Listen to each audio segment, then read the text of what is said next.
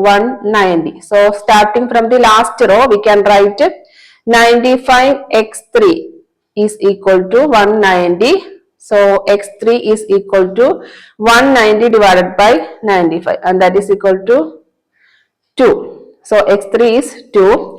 Then second row, 30x2 minus 20x3 is equal to 80.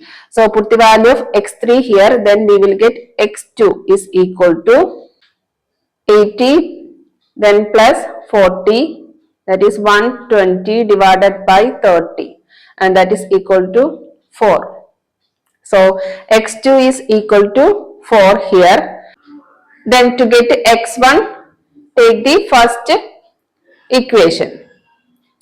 So from the first equation, we get x1 minus x2 plus x3 equal to 0. So x1 is equal to